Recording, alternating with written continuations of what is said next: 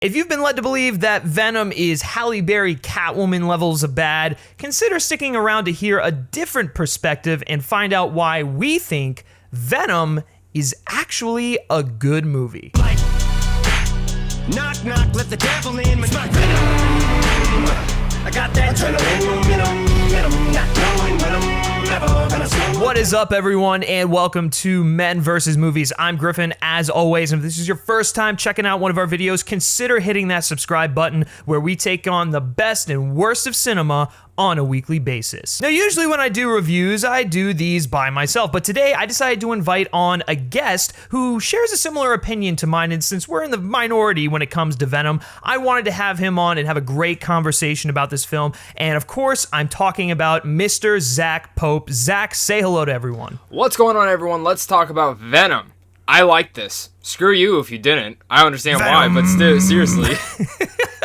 Venom is helmed by Zombieland director Ruben Fleischer and stars Tom Hardy as multiple personalities. We got Michelle Williams and, of course, Riz Ahmed. Eddie Brock is a world-renowned investigative journalist who starts digging a little too deep into the affairs of the Life organization run by Carlton Drake. And as he starts snooping more, he discovers that they've been experimenting on people with intergalactic organisms known as symbiotes. As a result of this snooping, Brock accidentally bonds with the symbiote known as Venom, and the two form an unlikely and, dare I say, symbiotic relationship. Let's dive into this film. Zach, what are your overall thoughts on Venom? Overall, I had a blast watching this film. I will get some of the criticism, but when people are calling it Catwoman, Fantastic Four, like for me, I don't think they saw the film. I really don't. Like, there are issues with this movie, but deep down, there's a really good movie in there. And I'm not going to say this is a perfect film, but it is a blast to watch. It is a very entertaining movie, and it's kind of a fresh of breath air because the fact is, this is a Venom film, not just a very contained story. And it was nice to get that. I get it. Some people probably didn't want that. They wanted a more vicious Venom. But when you tie in Ruben Fleischer, or however you say his name in there, he has that tone in there, so... Absolutely, and that's where I was going to go with this, was right off the bat, when we saw that Ruben Fleischer was directing this film, we all got very excited because of, his work on Zombieland. Granted, he hasn't really made a great film since then, and I guess with Venom, the majority of people will say that track record continues, but I would say that we should have expected something that's a little bit more of a dark comedy as opposed to this gritty, very serious 90s heavy, violent anti-hero film. And that's not what we got. I feel that this movie is a dark, romantic comedy that knows what it is. It's very self-aware and it plays into it wholeheartedly. The problem is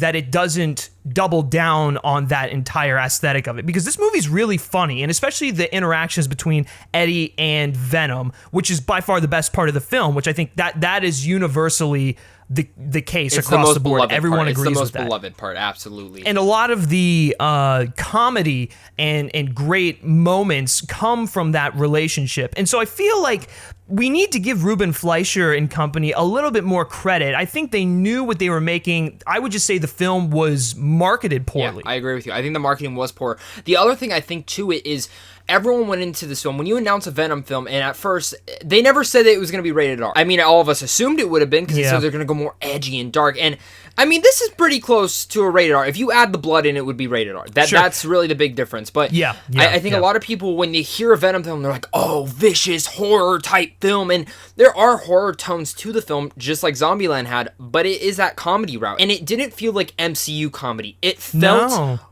different. And that's what this whole film is. It's different. I mean, we're very much in the minority in this. We know this. There are people who are going to hate this film. I said in my review that it's very much a guilty pleasure. And I still believe it is going to be that guilty pleasure. But I think it's going to get a cult following down the road. And I think we're going to revisit this movie and be like, that actually wasn't too bad. There's actually some fun moments to it. It's really the dialogue at times that can be a little mess, and same with the tone. Overall, the story is coherent. It doesn't feel like a Suicide Squad where it feels jarring and joked around. Same with Batman v Superman. It really does feel like, overall, a very coherent film for what it's supposed to be. Yeah, I would say that it's true for the most part. I think some of the subplots get a little nonsensical, and there's definitely plot holes, there's conveniences. The whole life subplot with Riz Ahmed's character makes absolutely no sense. The motivations are pretty severely lacking, and I think that's where the majority of the problems are with Venom. But when you take that aside and you look at the symbiotic relationship between, Brock and Venom and the journey that they go on in the film, I actually don't think it's too bad. Some of it's a little, contrived. We've seen it before, but at the same time, Tom Hardy's performance is so electric. It's so magnetic. It draws you in. Yeah, it definitely feels like a pre-MCU comic book film, but not in a bad way. Actually, I would say in a good and refreshing way. Kind of like seeing an old friend that you haven't spent time with in a while. And I know some people aren't a fan of the aesthetic of those pre-MCU films. I think there are some good ones that came out during that time. Look at the Raimi Batman, Raimi Spider-Man trilogy, and even the X-Men films. There were good films to come out during that time period. It's just that, we remember these abysmal versions of comic book films like Catwoman, Daredevil, and I don't think Venom should be grouped into that pile. It just kind of feels like it's a film that should have been released in a time where there aren't established cinematic universes. Absolutely. And I think another thing is that you may have discussed off camera so far, it's not marketed towards our age. It's marketed towards younger kids, which I think is cool. Like, if I watched this film in high school, I would have loved it. I had a blast watching it, maybe for not all the right reasons, but I still had a blast watching this film. And I think a lot of people, I hope, go out to the theaters, because I do want a sequel. There is an end credit scene that is needed to see. The first one is great, and it sets up something that is awesome, and I want to see that in a sequel, and I think getting a Venom, might I say trilogy, would work. When you finally get to Eddie Brock and Venom's relationship, that's when the film starts, and it really just takes off from there. I love their dynamic. Even though some of it came off cheesy, it worked. For any fault I had against that, I wanted at least one more scene with their characters, because I felt like the only really big subplot that didn't work for me particularly is Michelle Williams' relationship with Tom Hardy. I think that could have been written out completely. Well, and speaking of Michelle Williams, let's touch on her, because I don't think she really worked in the film. She's very much phoning it in. She's an Academy Award-winning actress, and she's giving that caliber of a performance. She just feels very wasted in the film, and I don't know if it's entirely on her shoulders, although it doesn't look like she really cares, but the writing for her character also wasn't great. And same with Riz Ahmed. A guy that charismatic really should be this...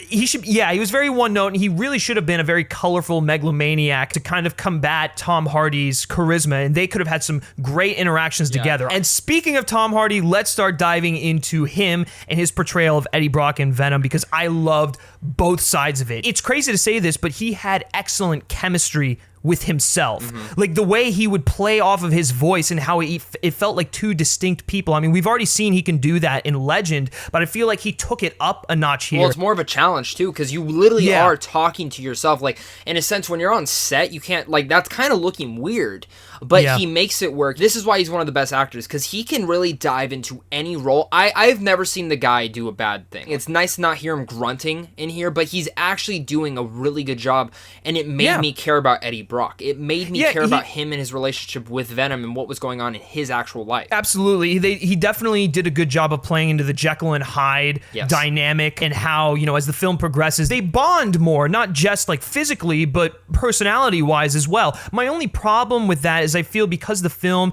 has kind of a rushed pace, we don't get enough time with them. I'm with you on that. Yeah, there's a character decision that's made later on in the film, not going to give anything away, that I feel would have been more impactful had we established more time with Eddie and Venom. That being said, the time we do get is exceptional, and anytime the film is not focusing on Eddie Brock and Venom, you're missing it, and that's just a testament to how incredible Tom Hardy is in this movie. Well, yeah. It's crazy. And even though this film's gonna get bad reception, I put it out this: if 50 Shades of Grey can get a trilogy, we should be able to get a sequel to Venom. And I think knowing what they have now, they can use what was great in the first one and elevated that. We've seen it with other films before, where the first one doesn't get the best reception, but maybe the sequel comes out or something that ties into that, and it works a little bit better. Going back to the relationship, sometimes there's those campfire scenes in films where literally they're at a campfire, or sometimes they're just bonding and talking.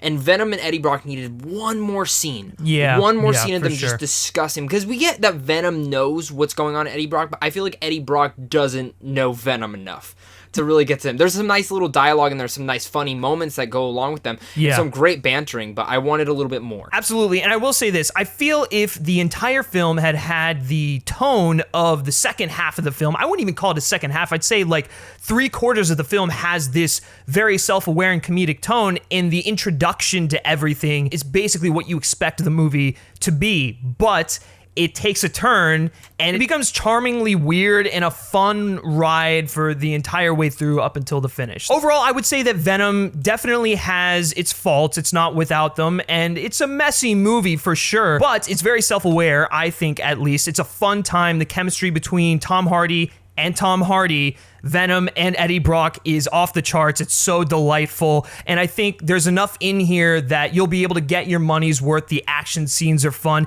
And it left me wanting more, weirdly enough. I'm with you on that, man. It left me with an appetite, literally an appetite. Maybe not for some heads or brains or lungs or pancreases, but definitely to see another Venom film. I want more of Tom Hardy and Eddie Brock. He had a blast in the role, and I love seeing that dynamics between him and Venom again. I want more. I'm with you on that. I enjoyed this film a lot. Again, kind of a guilty pleasure for me, but I still think it was a good movie. I think people are crapping way too much on this. And I do think if you're on the fence of seeing Venom, it's a little hard for me to push you over that fence to go see it. But if you are intrigued to see Venom, do not get disturbed because of the reviews. Go check it out for yourself and form your own opinion. And before we give you our rating, I want to take this time and say, go check out Zach's channel. He does great stuff over there. He's got a bunch of podcasts. He's got a bunch of movie reviews. Zach, if you want to take a second and plug your channel. Yeah, of course. So thank you so much for saying that. And thank you for having me on this review. Yeah, you guys can come find me on Zach Pope Reviews on YouTube or at sandwichonfilms.com. Right there, we all do movie reviews, movie news, and even talk advanced screenings. I try to provide you guys with the most movie reviews that I can. I see literally every film, even if it sucks. Yeah, the dude literally will review everything as opposed to me, who's a little bit more selective, so maybe I suck in that regard. But anyways, take this time, subscribe to his channel, and then also subscribe to the Men vs. Movies channel, where we have more reviews like this. We do a bunch of podcasts. We've got an award season podcast, all that good stuff. We have content out on a weekly basis, so you're going to want to hit that subscribe button to stay on top of everything. All right, rating time. Let's get to the verdict. Zach, what are you going to give this film on our rating scale? So going off of your rating scale, I'm going to do and give it an in the fight. I think it totally deserves it. It's in there. It's ready to fight. It's ready to kick some ass. And let me tell you, Venom deserves a sequel. Again, please go see it so we get one. Yes, and you know what? I am going to push you on that one. I am also going to be giving Venom in the fight leaning a little bit towards Armored Up, if I might add. I would give this like a 3.75 out of 5 if you want numbers. So thank you guys for watching this review. Be sure to like Men vs. Movies on Facebook. Follow us on Twitter simply by searching Men vs. Movies. And lastly, guys, if you like me specifically and you like what I have to say, you can always give me a follow on Twitter at Griff Schiller. All right, that's going to do it for this review of Venom. And now I'm saying weird things, but until next time, take care.